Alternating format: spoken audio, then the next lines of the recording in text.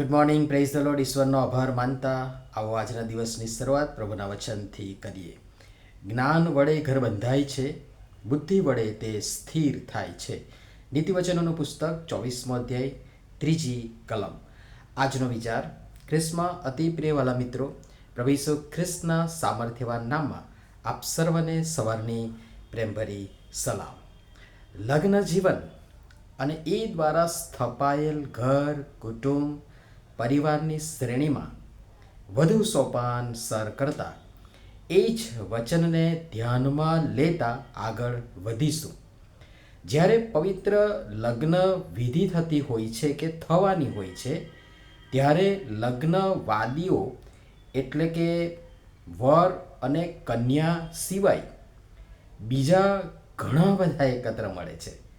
શા માટે એકત્ર મળે છે?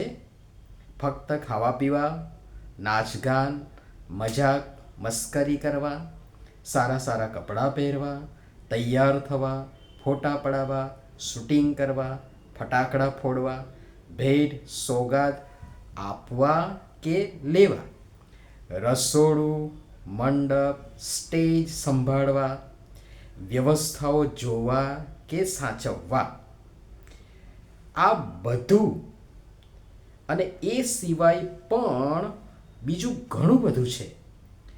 માત્ર એ માટે નહીં, પરંતુ 3 મુદ્દા હું તમને આપીશ. 1. બંને પાત્રોના લગ્નમાં સાક્ષી થવા. 2. પ્રાર્થનાઓ દ્વારા એ બંનેને ટેકો આપવા. અને 3. તેઓની હવેથી શરૂ થતી સહજીવનની યાત્રાના આનંદમાં સહભાગી થવા આપણે એકત્ર થઈએ છીએ. હવે આ સંદર્ભમાં વિચાર કરતા અને આ સંદર્ભમાં વિચારો કે તમે, હું, આપણે જે લગ્નમાં ગયા કે ભાગ લીધો તેની પાછળનો મારો, તમારો, આપણો હેતુ શું હતો? અને હવે જ્યારે તમે, હું, આપણે કોઈ પણ લગ્નમાં ભાગ લો અથવા તો લઈએ, ત્યારે તેનો હેતુ શું હોવો જોઈએ? વિચાર. ખ્રિસ્તના શિક્ષણ અનુસાર લગ્ન દ્વારા જેઓ પતિ અને પત્ની તરીકે જોડાય છે, તે તેઓનું જીવન પર્યંતનું ઐક્ય છે. જો તમે સાંભળ્યું હોય કે મરણ આપણને જુદા પાડે ત્યાં સુધી, ટીલ ધ ડેથ, એટલે મરણ સુધી બીજું કોઈ જુદું પાડી શકે નહીં. અને એ પ્રમાણે એ જીવન પર્યંતનું ઐક્ય છે. સૃષ્ટિમાં પરમેશ્વરના સારા હેતુનો લગ્ન પણ એક ભાગ છે, અને માટે તેને સાહજિક રીતે બહુ હળવાશથી ન લેતા તેને સન્માનપૂર્વક જોવાનું છે ને માન યોગ્ય ગણવાનું છે, જેના વિશે આપણે અગાઉ જોઈ ચૂક્યા છે.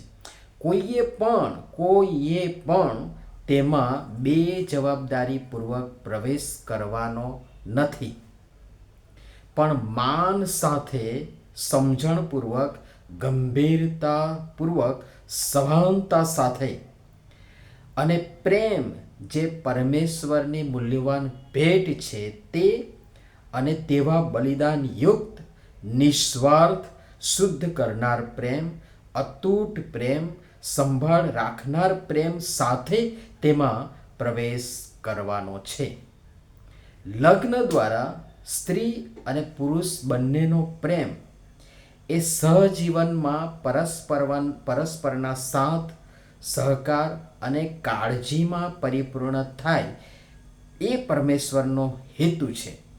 ને પરમેશ્વરની કૃપામાં એ પ્રેમ જેમ જેમ દિવસો, મહિનાઓ અને વર્ષો વીતતા જાય, તેમ તેમ ગાઢ, પ્રગાઢ અને મજબૂત બની વૃદ્ધિ પામતો જવો જોઈએ, ઘટવો જોઈએ નહીં. લગ્ન દ્વારા સ્થપાયેલ પતિ પત્નીનો પ્રેમ કૌટુંબિક જીવનનો આધાર છે. માનવ જાતના અસ્તિત્વને ટકાવવા, વંશ વેલો આગળ વધારવા તથા લગ્ન જીવન દ્વારા મળતા બાળકોને સલામતી અને વિશ્વાસના વાતાવરણમાં ઉછેરવા માટેનો આ પરમેશ્વર નિર્મિત માર્ગ છે અને બહુ મોટો આશીર્વાદ છે.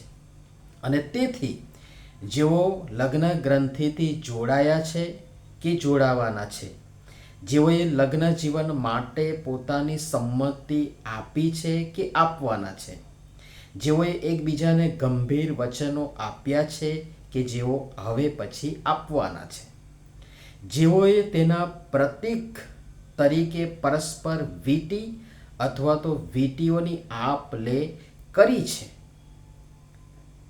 જેઓ હવે પછી કરવાના છે, તેવા તમામને પ્રભુ પિતા પરમેશ્વર, પિતા પુત્ર પવિત્ર આત્મા ત્રિએક ઈશ્વર આશીષ આપો, સંભાળો, સાચવો, દોરવણી આપો. પ્રભુ પોતાના મહિમાની તથા કૃપાની સંપત્તિ તે સઘળા પર રેડી દો, જેથી દરેક પતિ પત્ની પ્રભુની શાંતિમાં સાથે રહી સાથે જીવી શકે અને આખરમાં તેમની એટલે કે પરમેશ્વરની દયા અને કૃપામાં અનંત જીવન પામી શકે. એ જ મારી શુભેચ્છા અને પ્રાર્થના. વધુ આગળ આવતીકાલે જોવા માટે પ્રયાસ કરીશું. પ્રભુ આ બધી બાબતો સમજવા માટે આપણ સર્વની સહાય તથા મદદ કરો. પ્રાર્થના કરીએ. પ્રેમાળ પિતા, લગ્ન દ્વારા સ્થપાયેલ દરેક પતિ પત્નીના લગ્ન જીવનને આશીષ આપો.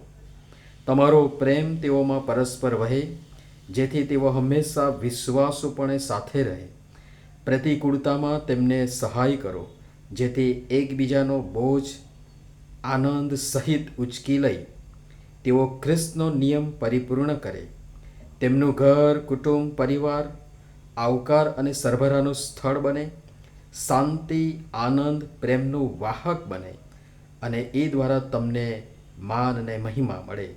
પ્રભુ ઈસુના નામમાં આમેન. ધન્યવાદ.